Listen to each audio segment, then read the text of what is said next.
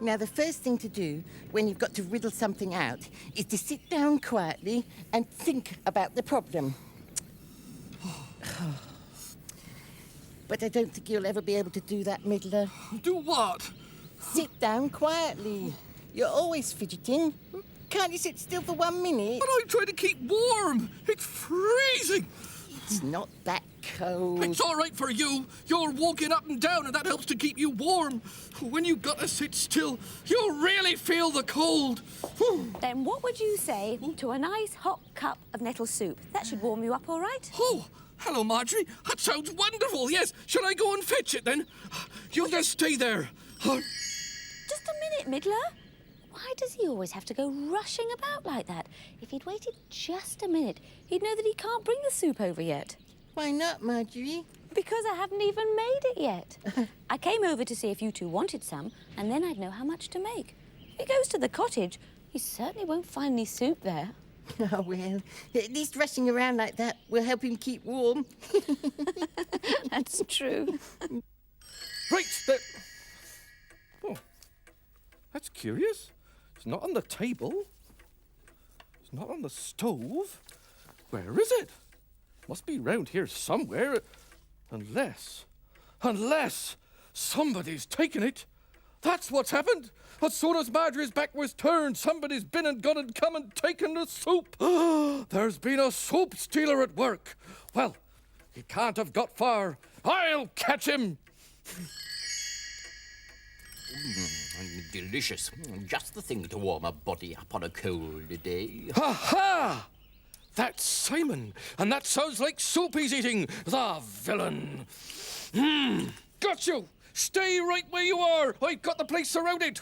I beg your pardon? Don't move. I know what you've been up to, you soup stealer, you. Why did you have to do it, hey?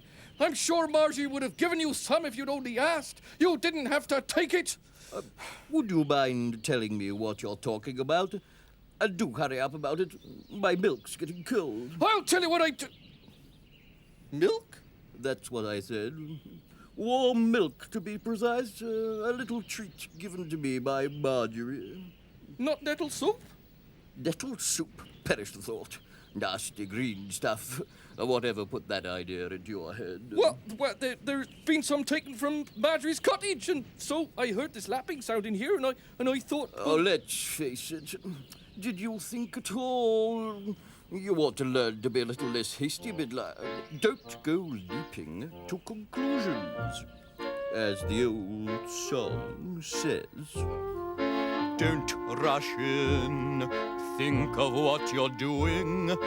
Don't rush in. There may be trouble brewing. Folks who are hasty get in a spin. So don't rush in. Don't rush in. Don't be a fool now. Don't rush in. Just play it cool now. When you are reckless, troubles begin. So don't rush in. Don't rush in. Life is not a race, child. Don't rush in. Just slow down the pace, child. The fastest people don't always win, so don't rush in. Stay cool. I'll try to remember that, Simon. Truly I will. And I'm very, very sorry. Well, all right then.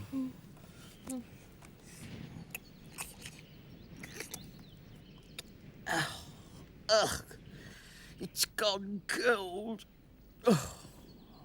It looks horrible, that does, my ship. Couldn't agree with you more, Posty. Awful stuff is slime. Ugh. One of the worst things about having to live down a well is having to scrape the slime off the walls. Just look at it. All green and runny. Aye, and that's a real big bowlful, that is, Mossip. Green and runny? Great big bowlful? There's no mistake in that. Ah!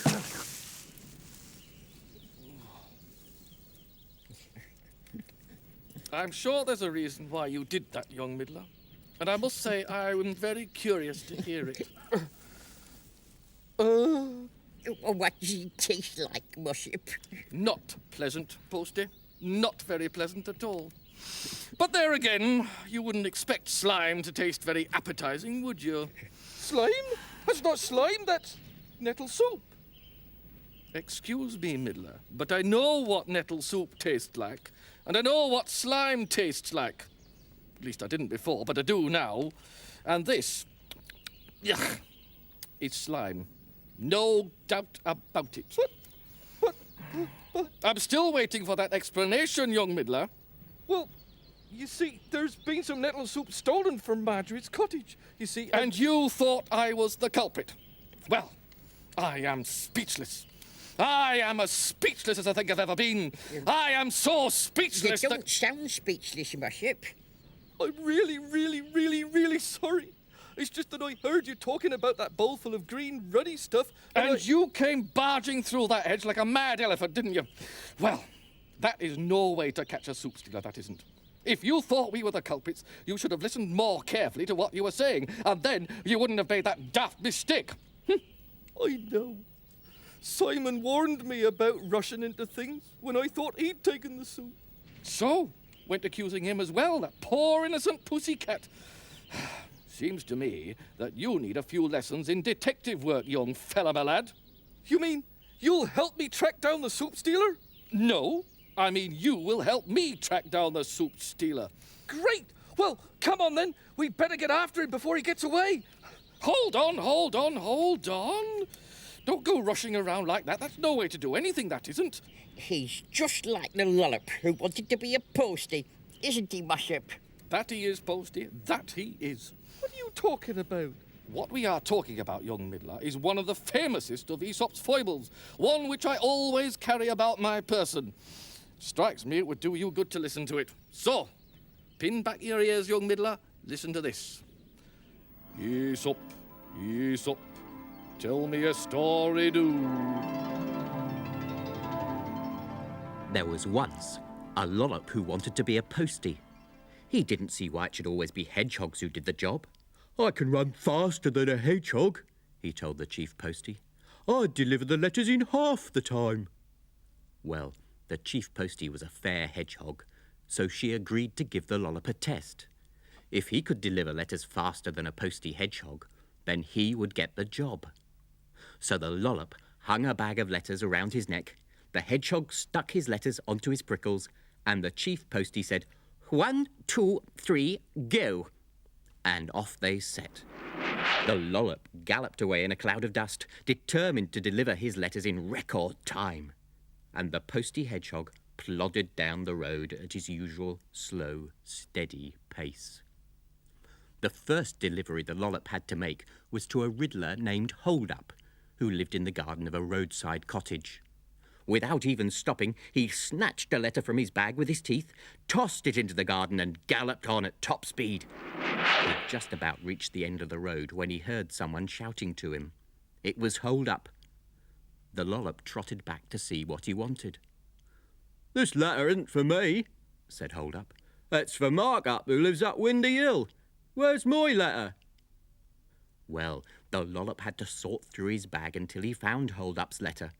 While he was still looking, the postie hedgehog ambled past with a cheery "Good morning," and plodded on about his rounds. When the mix-up was sorted out, the lollop tore off down the road, trying to make up for the time he'd lost. He was just overtaking the postie hedgehog at top speed when he slipped on some mud.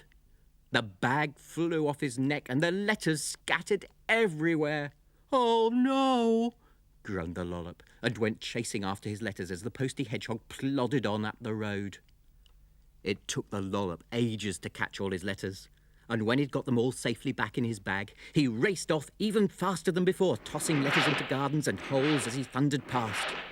But some of the letters fell into muddy ditches, and some fell onto garden bonfires and got burnt to ashes. And naturally, the Riddlers whose letters were spoiled in this way complained loudly to the Lollop, and took a long time in doing it as well. Well, it was nearly dark when the Lollop finally finished and reported back to the chief postie. "How did I do?" he asked her. "Did I beat the postie hedgehog?" "You must be joking," replied the chief postie. "He finished his rounds ages ago and he's gone for his tea. You might be a faster runner than a hedgehog, but it takes you twice as long to deliver letters." Now then, young Middler, what do you think the moral to that story was, eh? What do you think Aesop was trying to teach us? If you try and do things too fast, you can easily make a mess of them. Near enough, near enough. Just bear that in mind in future, would you? Now, you go around and see if you can find any clues as to this soup stealer near Marjorie's house.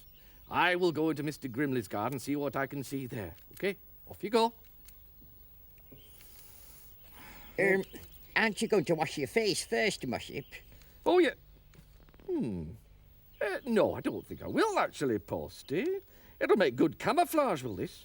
Nobody will be able to see me prowling around the bushes if I've got a green face. What's that I smell? It's nettle soup. And it's coming from in there. Ha-ha! The thieves must have returned to the scene of the crime! Right! Ha-ha! Got you this time!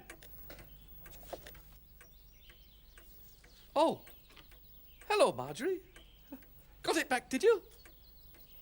Got what back? The nettle soup that was stolen. Nobody's stolen any nettle soup, Middler. When you came rushing over before, I hadn't even made the soup. Oh. Seems I've made quite a few mistakes today through rushing about. Well, never mind. This will help you to slow down. I want you to take this over to Mr. Grimley's garden. There's a mug there for you and a mug for Tiddle-up. It's not too hot, is it? I won't burn myself if I spill it, will I? No, just nice and warm. But you won't spill it, Middler, will you? Because you'll go very slowly and very carefully. I'll be careful. Good. Middler! Middler! Where have you got to? So you're back at last. Where have you... Ah! Hey up, Tiddle-up. What you making all that racket for? Mossip, you did give me a fright. Why have you got all that green stuff on your face? What green stuff? Oh, that! Well, I had a bit of an accident. Middler's fault. But he's very good camouflage for catching that there soup stealer. What? Hey up, there's somebody coming. Get back. Here we are. I've been ever so careful carrying these over from Marjorie's. Thank you. I took it nice and careful, just like she said. Gotcha, you soup stealer, you! Got you green-handed! It's cold. Oh, well, it was hot when I set off. Oh, but it took me quite a long time to get here because I was being so careful. Well, you might have hurried up a bit. You let the soup get cold through dawdling like that. Oh, but I give up.